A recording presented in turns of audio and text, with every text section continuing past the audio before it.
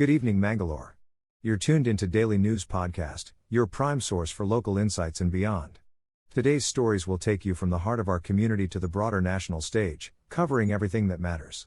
Let's dive into the news that shapes our world. In a tragic incident in Punacha village, Vital, 7 laborers were injured when an under-construction bridge collapsed at Berenja Krudakat. The mishap occurred during the final phase of slab construction while concrete laying works were in progress. The collapse was caused by a failure in the iron rods, trapping the workers under debris. All 7 injured workers have been rescued and rushed to Putter Government Hospital for treatment. Authorities are investigating the incident to determine the cause of the collapse and ensure such accidents are prevented in the future. Mangalore, today, the India Meteorological Department predicts above normal rainfall for India this monsoon season, estimating it at 106% of the long-period average. IMD Chief Mrutyunjay Mohapatra stated that historical data shows such a scenario occurred 9 times after a La Nina followed El Nino. India is expected to receive above normal rainfall during the 4-month monsoon period from June to September. In contrast, 2023 saw below-average rainfall due to El Nino. Currently, moderate El Nino conditions are present, but forecasts indicate a shift to neutral El Nino southern oscillation conditions at the start of the monsoon season, with La Nina conditions likely in the latter half. The IMD plans to issue updated monsoon season rainfall forecasts later in May. The southwest monsoon, crucial for agriculture, contributes to 70% of India's annual rainfall and is vital for the agriculture sector, which accounts for about 14% of the country's GDP. In a shocking incident, unidentified miscreants have set fire to the half-completed Muda Market building in Suratkal. The fire, which was noticed on the upper floor, was caused by the torching of wooden planks stored in the building. Thankfully, with the help of locals, the fire was extinguished before causing further damage. Authorities are investigating the matter to apprehend the culprits behind this destructive act. Stay tuned for more updates on this developing story. In a recent event, Prime Minister Narendra Modi expressed his gratitude to the people of Dakshina Kannada for their overwhelming participation in his roadshow held in Mangalore on Sunday. He acknowledged the region's support towards the government's governance principles and efforts to preserve ancient culture. The PM highlighted various developmental projects undertaken in the district, such as the Kochi-Mangaluru pipeline and upgrades to the airport and port infrastructure. However, he criticized the Congress government for engaging in factionalism and misusing public funds, which he believes has obstructed progress. The strong bond between the people of Mangalore, Dakshina Kannada, and the ruling party was emphasized by the PM, who thanked the constituents for their continuous support and blessings.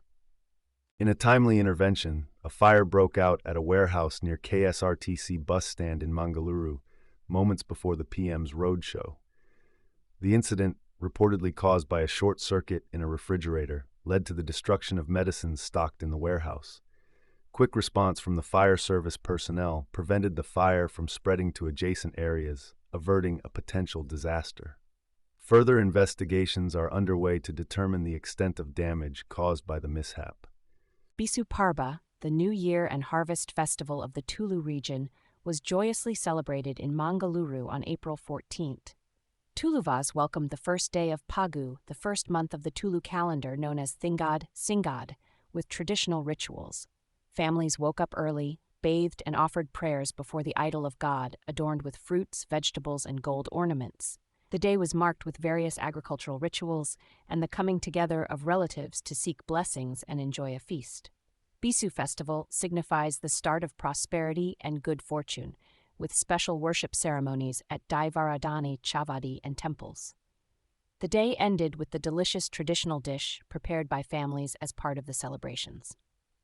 In a shocking incident in Bantwal, a Hindu Yuva Sena leader named Pushparaj was stabbed in Jakrabedu on Sunday. The seriously injured leader has been rushed to a private hospital in Mangalore for treatment. The accused in the case is Pushparaj's friend, named Ravi, who allegedly stabbed him in the neck while traveling together in an autorickshaw. The motive behind this attack remains unknown, Bantwal MLA Rajesh Naik paid a visit to the hospital to check on Pushparaj's health. The police are investigating the matter to bring the perpetrator to justice. Mangalore Refinery and Petrochemicals Limited commemorated the 133rd birth anniversary of Dr. B.R. Ambedkar with enthusiasm at the MRPL Employees Recreation Center. Dr. Prabodhan Pol and Dr. H.S. Anupama graced the occasion as chief guests.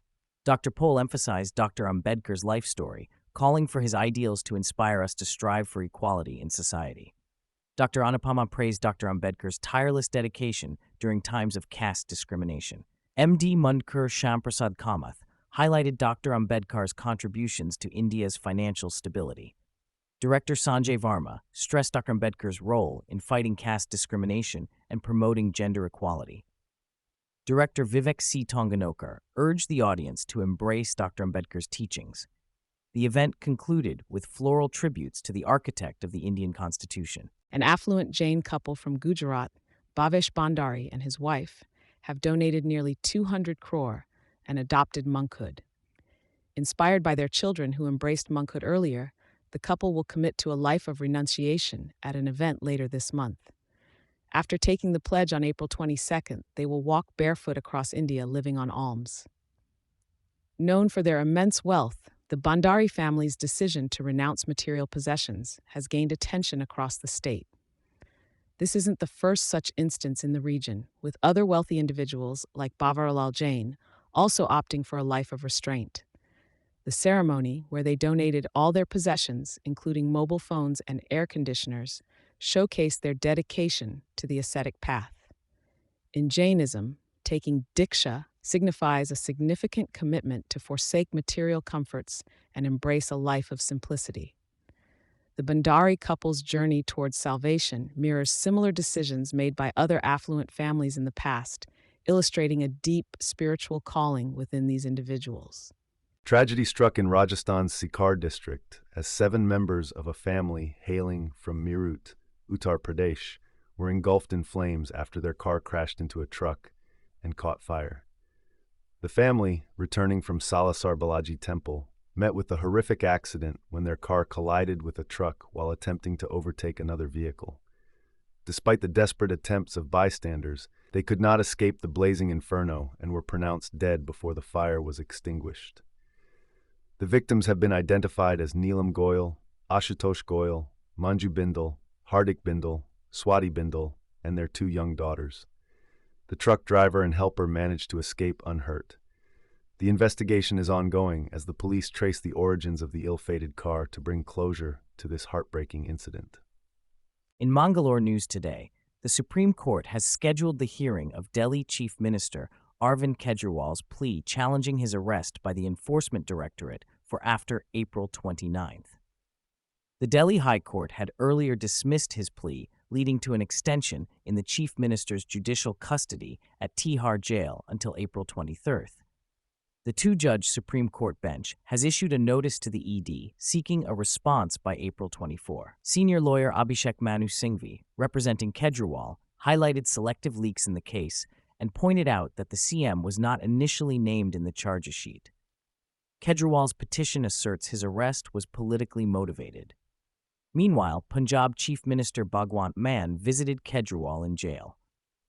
Stay tuned for more updates on this developing story from Mangalore Today. An Indigo flight from Ayodhya had a close call as it was forced to divert to Chandigarh with barely any fuel left, sparking safety concerns.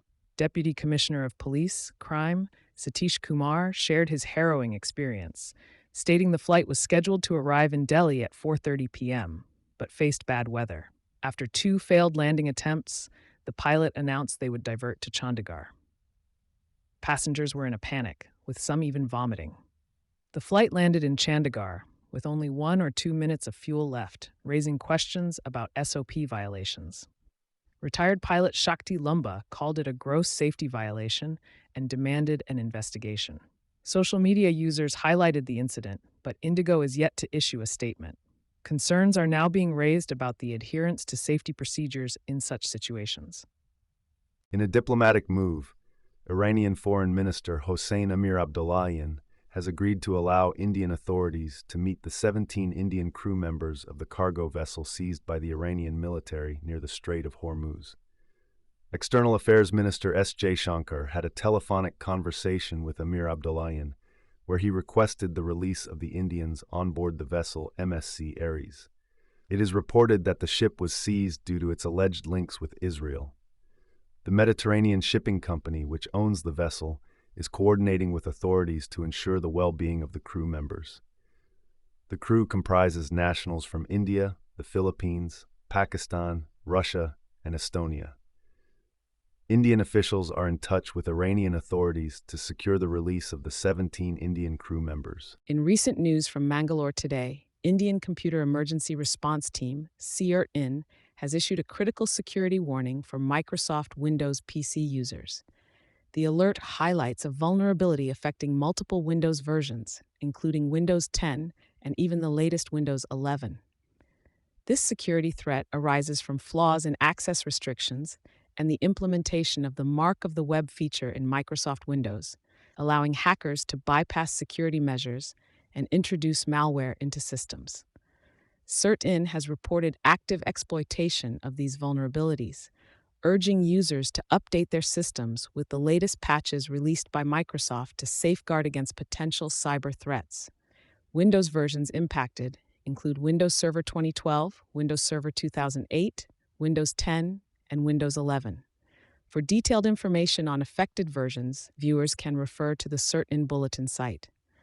Stay tuned to Mangalore Today for further updates on this developing story. Mangalore Today brings you the latest updates on the escalating tensions between Israel and Iran. Iranian envoy to the UN defends the drone attacks on Israel as a response to alleged Israeli aggression in Damascus. Israel calls for sanctions on Iran, while the U.S. states it won't back any military action by Israel. President Biden reveals U.S. assistance in intercepting Iranian drones and missiles. Israel, U.S., UK, France form a coalition against Iran's actions, marking a historic collaboration. India stresses dialogue and diplomacy to resolve the conflict and closely monitors the situation. Indian Foreign Minister interacts with Israeli counterpart, expressing concerns and discussing regional stability. UN Secretary General urges the international community to prevent further conflict in the already volatile Middle East.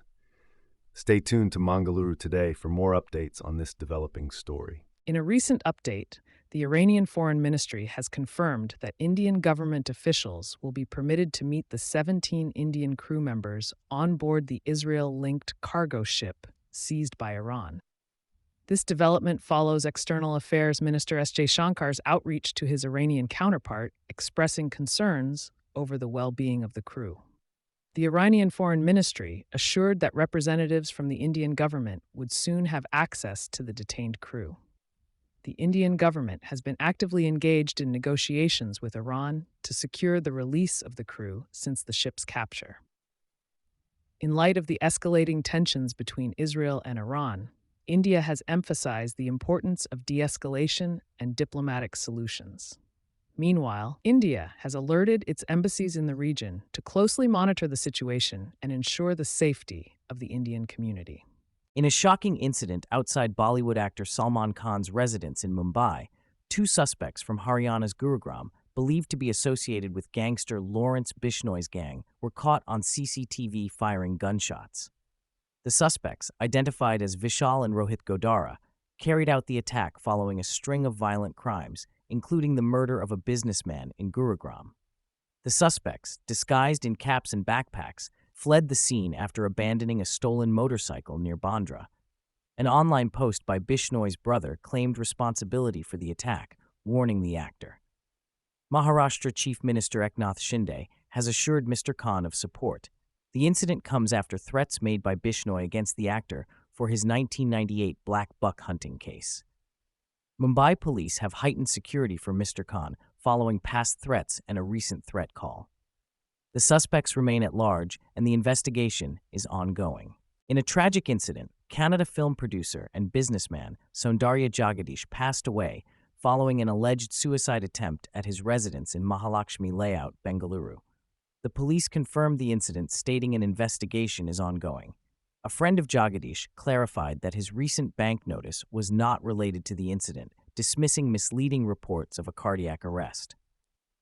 Reportedly, Jagadish, who also owned a pub in the city, was rushed to the hospital after attempting suicide by hanging.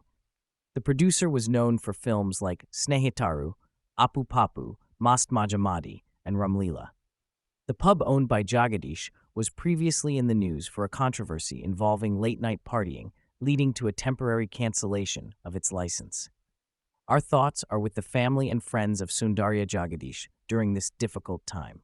In our local news, Mangalore today, prominent BRS leader K. Kavitha has been sent to judicial custody till April 23rd in connection to the Delhi excise policy case. Daughter of former Telangana Chief Minister K. Chandrasekhar Rao, Kavitha was arrested from Tihar jail after being held by the Enforcement Directorate. CBI officials had questioned her inside prison after getting permission from a special court. Kavitha was grilled about WhatsApp chats found on co-accused Buchi Babu's phone and documents tied to a land deal involving an alleged Rs 100 crore payment to AAP for favorable excise policy changes. The ED detained Kavitha from her Bandra Hills residence in Hyderabad earlier on March 15th. Mangalore, April 15, 2024, focusing on women empowerment, youth upliftment, and poverty alleviation, Prime Minister Narendra Modi unveiled the BJP's Sankalp Patra manifesto for the upcoming Lok Sabha elections. The manifesto, titled Modi's Guarantee 2024, aims at schemes for the Garib, Yuva, Annadata, and Nari. It promises to extend Ayushman Bharat Yojana to elder citizens and the transgender community, continue free ration under PM Garib Kalyan Anna Yojana, and provide free electricity to poor households under PM Surya Ghar Muft Bijli Yojana. The BJP also pledges to enforce the Uniform Civil Code, ensure one nation, one election, and make 3 crore women Lakpati Didis. Other promises include housing for specially abled people, expanding healthcare services, preventing misconduct in recruitment exams, increasing MSP for crops, and aiming to make India the 3rd largest economic power in the world. PM Modi stressed that the manifesto empowers the pillars of a developed India: youth, women, poor, and farmers. In a controversial statement, Karnataka BJP leader Sanjay Patil made a derogatory remark towards State Women and Child Development Minister Lakshmi Hebulkar, suggesting she take an extra peg to sleep well at night amidst the rise of the BJP in Karnataka. Patil's comment drew strong criticism from the Karnataka Congress, accusing the BJP of targeting and disrespecting women. Meanwhile, Hebulkar's son Mrinal Ravindra Hebulkar is competing against former CM Jagdish Shettar in the Lok Sabha elections for the Belagavi seat. The political tension in Karnataka continues to escalate as parties clash over gender equality and respect for women in politics. And that's a wrap for today. We're thankful for your viewership and invite you to delve deeper into today's topics at mangaloretoday.com. Keep up with the ever-evolving world by subscribing to our channel. Thank you for being part of our day. Good night and stay informed.